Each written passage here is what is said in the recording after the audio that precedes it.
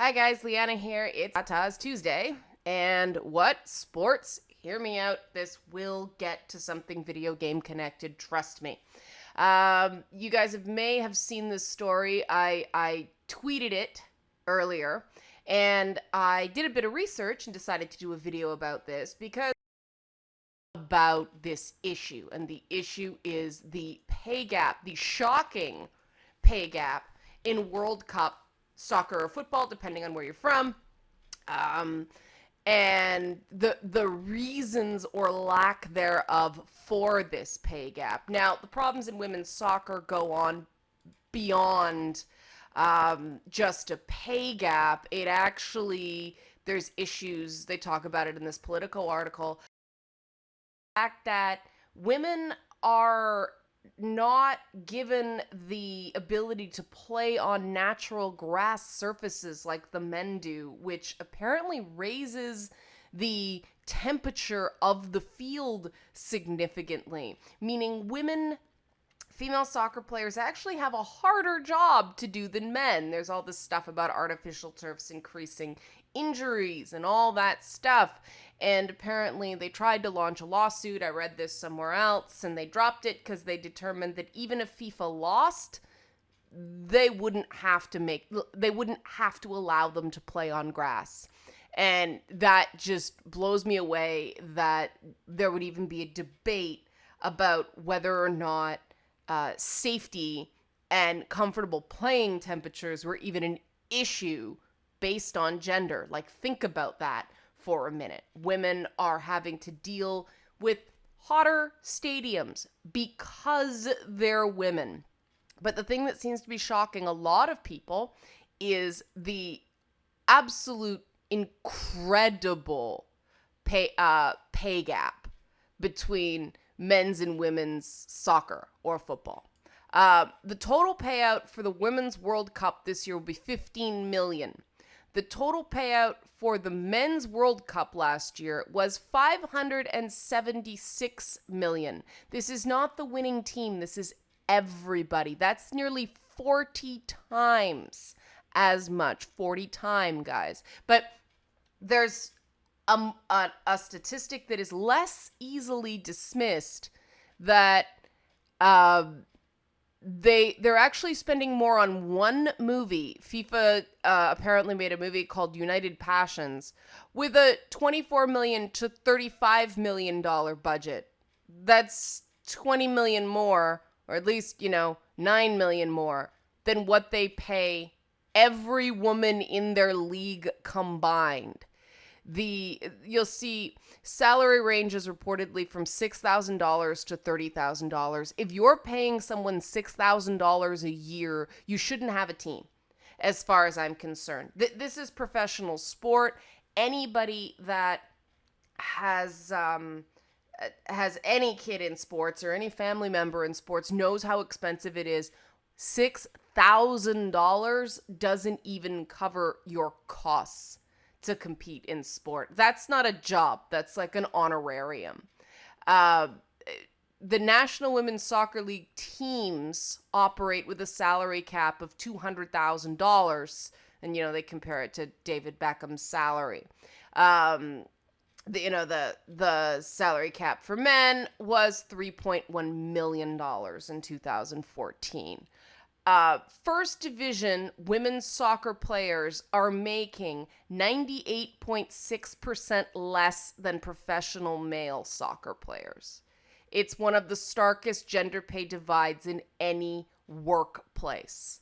And now we get on to the thing that people said immediately when I posted this. And I always find this interesting when I post these things because, it is instructive for me to see the reasons people knee-jerk dismiss these issues. The wage gap is an easy thing to dismiss because, proponents of wage gap activism like to quote a single number, which is 78 cents on the dollar. That's what women in America make compared to men. 78 cents on the dollar. Now, people rightly say that's a misleading statistic. Now, saying something is a misleading statistic does not mean the wage gap is not there, and that does not mean that the wage gap is exclusively tied to the fact that women choose lower paying majors, college majors, than men. And the reason it's not tied to that because the wage gap impacts all employees, and the highest wage gaps are among non-white people, African Americans and Latinos, who tend to have a lower rate of, college education to begin with. So there goes that theory that the wage gap is tied to the major someone chooses. That and this is what people talk about when they talk about privilege thinking. The idea that when we look at the wage gap, we look at it in the terms of, the average white middle class reality. We're not thinking about the fact that a lot of people, very good people, very hardworking people, don't even have the opportunity to choose a major, never mind pick a bad one. And the wage gaps are the worst in the areas. So basically, the largest one is apparently black women compared to black men.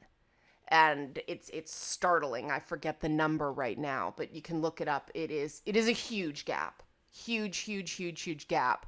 And considering, the college education rates among that subsection of the American population, it ain't about picking a major, folks. Like this is the thing. When we start digging into these things, it's important to not get into debunk mode. It's important to not find a single statistic that then just, nope, well, that's it. Whole thing's worthless. Among college educated people, it's true that the wage gap is more like 2 to 3%. But think for a moment, if you found out that, someone was going to make 2 to 3% more than you because of something connected to something you can't control, would that 2 to 3% sound like a small thing? No, it wouldn't. It's still 2 to 3%. People negotiate that they get 2% of all, merchandising on something and make millions in some cases. 2 to 3% over the span of a career is not small. And it does send the message that a woman's work is worth less than a man's. And all the reasons in the world, salary negotiation and choice of major and all that stuff, those are relevant. But the solution does not come from a single variable. And any of these articles that go, well, you can just choose a different major and be fine. Well, that doesn't solve your problem, because then you have to negotiate a salary. And I will fully admit I'm one of those statistics that just sucks at negotiating salaries. Part of it is that, I happen to work in an industry where it's you get what you can get, right? And so it's always the first thing they tell you is never give a number. You wait for the other, you wait for the company that wants to hire you to offer you a number, and then it's always too low, and you try to push them up a little bit. And, the problem in my line of work is it's very difficult to find an industry average for what people are making. You're basically at the mercy of what the company can afford at any given time. And that brings us back to this football thing. I'm going to call it football because it's just more natural for me, and I apologize for people that, soccer. It sounds weird to me. But because, football is a game you play with your hands, and soccer is a game you play with your feet. It's football. But so the first thing people said was advertising revenue, broadcast rights, men make more. Well, yes, men's sports do make more in advertising revenue than women's sports do. And in the case of FIFA, that just shows how skewed the system is, because advertising in professional sports it's very lucrative. First of all, any professional sports are should be exceptionally lucrative advertising because it's a form of television that people are more likely to watch live. Now, beyond that premium, professional professional sports are based on ratings, and broadcasters offer a certain amount of money based on the ratings they expect to get and the commercials, how much they can charge for the commercials because based on those numbers. And it's just supposed to be a numbers game. There's not supposed to be any bias beyond that, except for perhaps, the feel good element of the brand. But the NFL rakes in millions, in possibly billions in advertising, and the NFL has admittedly something of a brand problem of late, but people still love their football. So it's ratings, ratings, ratings, ratings, or in a meritocracy, it's supposed to be. Well, the latest FIFA Women's World Cup final is the highest rated, pardon the typo from Forbes, most watched soccer match ever in the US. That's not women's soccer, guys. That's any football game of the actual foot kind aired in the US, male or female. Okay? 25.4 million viewers, the final. Most watched soccer match in US history, not only for a women's match, but men as well. And this was true in Canada as well. The ratings were way up. 98.6% less than their male counterparts, folks. That's not fair. Under any system. That's not fair. This is just a perception bias getting in the way of the numbers. So why is this relevant to video games? Well, a big selling point that got a big cheer at the EA press conference was women's national teams being added to the EA Sports FIFA game. And I'm seeing it all over the commercials. It was, two women on the couch and they're playing FIFA and one's a pro soccer player and it'll be, bad call, and it's all the guys are like, oh no, we suck. And then the professional soccer player will say to the little, urchin girl, the beautifully, perfectly, girl from central casting of a race that could be Latina, could be African American, watch this, boom. And the women's team runs on the field and everybody's happy. And then they run a Coca-Cola logo with some inspirational phrase about something. I don't care. The minute I see the Coke thing, it's like, oh, this is tugging my heartstrings off. But this massive wage gap is now, to an extent, EA's problem. Because the assumption is that EA paid a license to add women's teams to the game. So, if they were smart, they'd get out in front of this and see if they're actually underpaying compared to men's teams and correct that before somebody else finds out. That's what I would do if I were at EA, because it's much easier to maintain your brand than to have to heal a damaged brand. And this is, people are like, oh, nobody's really going to care. Some people care very, very much in gaming. And you guys know this. You know how instantly evil these discussions get. Okay?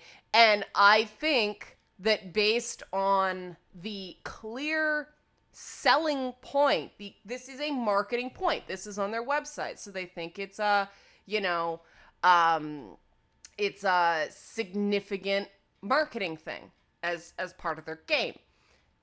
And so they better not get caught underpaying for it. And what's done is done for this year, right?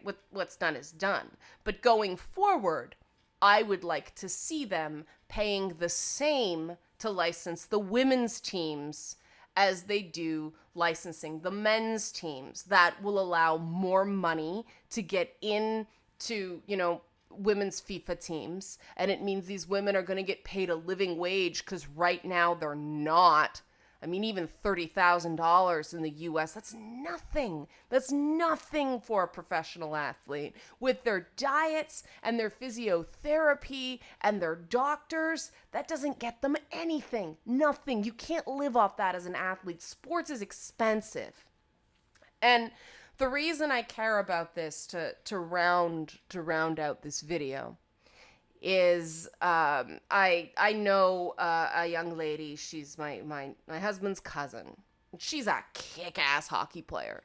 She actually coaches hockey to boys. She makes less than a male coach, and the reason given is basically boys don't want to learn from a woman. And, you know, she's the best hockey player I personally know. She's amazing. And she managed to get a college scholarship through hockey, so she paid her way through school. But there is no job waiting for her, despite her being very, very good at what she does. And that's not, to me, fair. If don't promise someone a professional sports career, fine. But coaching, it should be the best people in those jobs. And if you are good at that job, you should be being paid the same as anybody else. Hiding behind these market forces just allows people to absolve themselves of responsibility for gender discrimination. The reality is there are lots of women still making less money than men for the same jobs. And as long as that is true, it doesn't have to be this 98.6% statistic of a gap for us to do something about it. Equality doesn't mean almost equal. Equality means equal. And until we're at that parity in our various industries, then there is still work to do. And sticking your head in the sand and finding a reason why there isn't an issue. Nope. I found this one statistic, therefore nothing matters. That's making yourself part of the problem. Whether you want to believe it or not, you can only hide behind statistics for so long. These things are going to come out. These statistics are continuing to come out. And you may not care about being on the wrong side of history, but the reality is you're not going to stop history either. And these things are going to be found out and they are going to be corrected eventually. And the question is, how long do innocent, talented, smart people need to suffer before that gets corrected? So that is something that every individual can do something about just by becoming aware of these issues. So you can't be bamboozled by distracting statistics that may be absolutely factual. Like I said, the wage gap is different between professions. But, you know, sometimes these debunking statistics can take away from the reality. It doesn't matter if it's 3% or 98.6. If it's not equal, it's not equal. And that's the bottom line.